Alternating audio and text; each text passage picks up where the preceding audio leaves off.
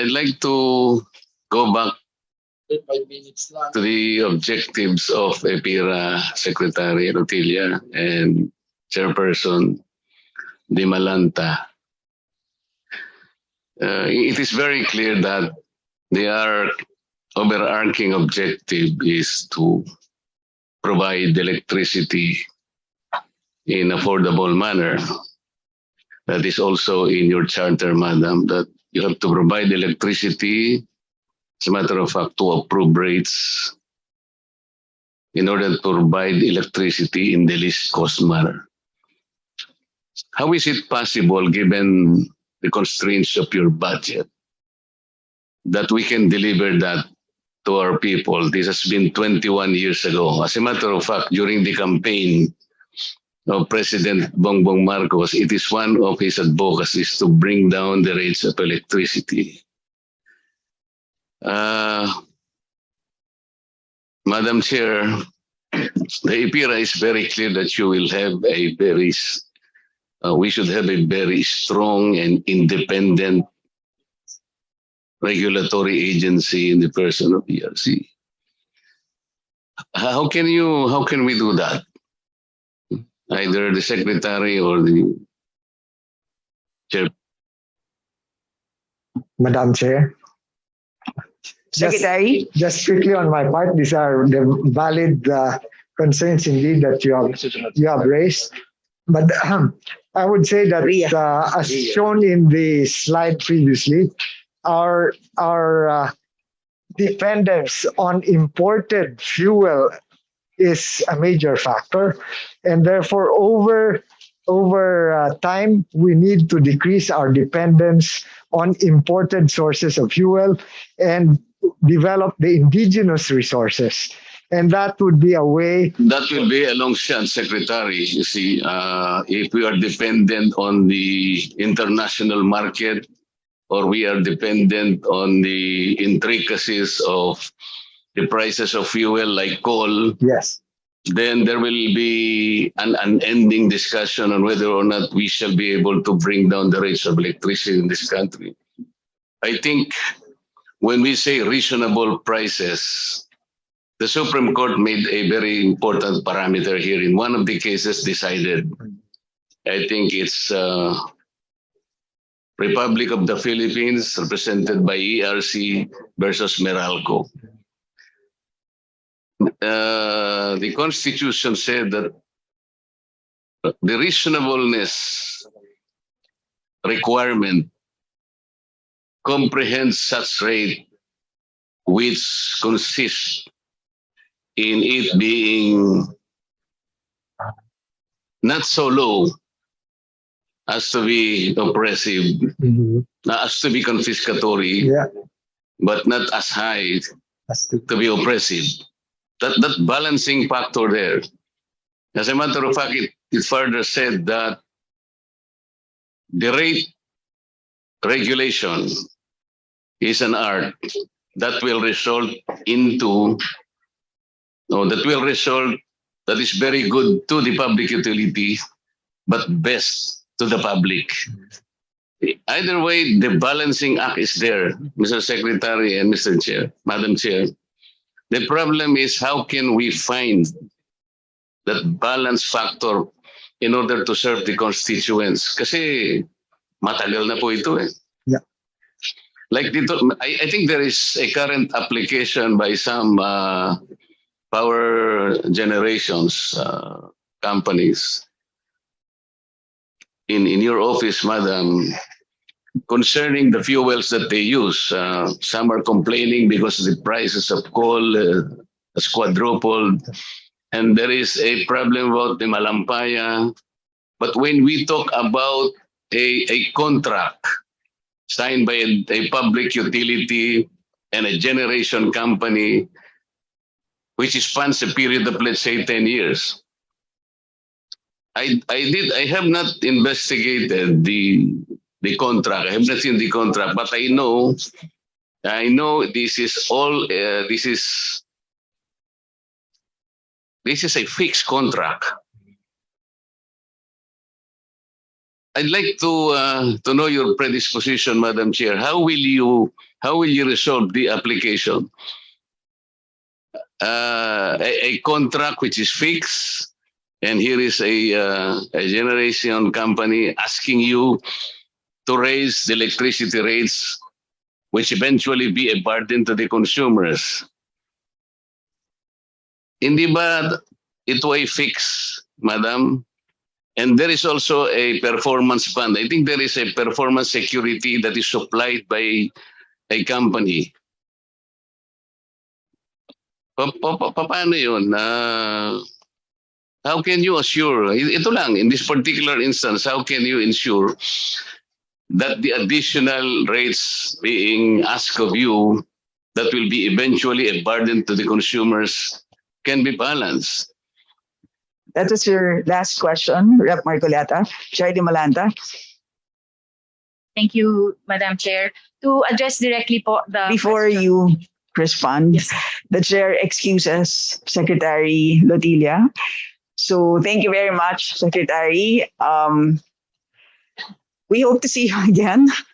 Plenary debates begin September Thank you, 21st. Chair. I wish to assure the honorable members of the committee that we will always be available and we will continue to engage you constructively on all of the issues that you have raised and will be raising. Mr. Chairman, Thank you very much, sir. Mr. Chairman, if I may, if we're not going to be able to ask some pertinent questions to the good secretary, can we have some moment with him on some other time? Because there are some questions that are lingering in our minds that need answer as well. But the good secretary will be leaving today, and we understand because he's meeting our president. But can we be assured that we're going to be asking questions as well on the soonest possible time, if given the right time?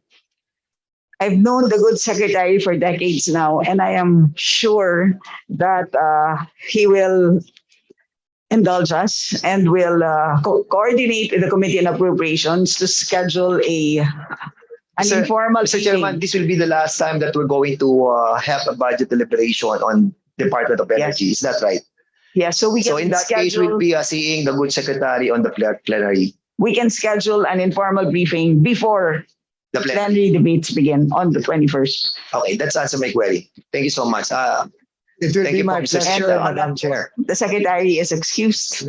Thank you. Thank you very much. And I yield the chair to Representative Bongalon. Thank you, Madam Senior Vice Chairperson. Madam Chair, where is the answer? The answer to my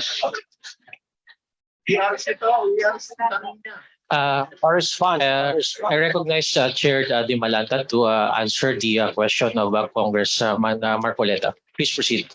Thank you, Mr. Chair. To address the question of Congressman Marcoleta, sir, just a few days ago, we actually had a clarificatory hearing with Meralco and the involved generation companies so that we can proceed without delay in their proposed price adjustment.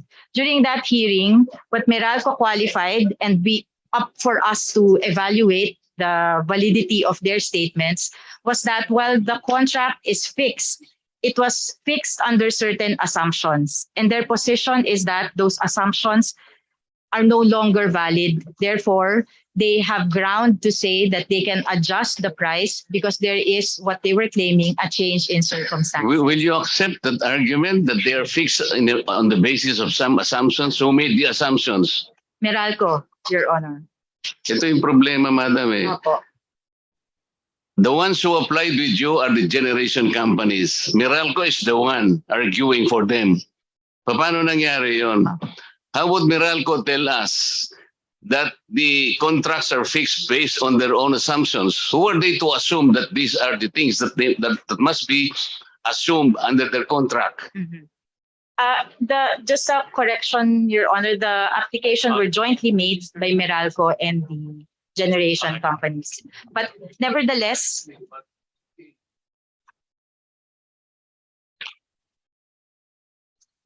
Yun po yung tinatanong natin kanina.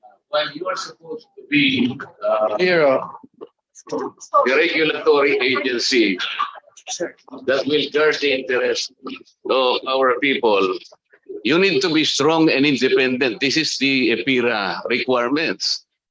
Pag sinabi nila na you have to protect our consumers, and that is within your charter, you're supposed to approve rates only to provide electricity rates in the least cost manner. Yun ang ano mo eh, yun ang...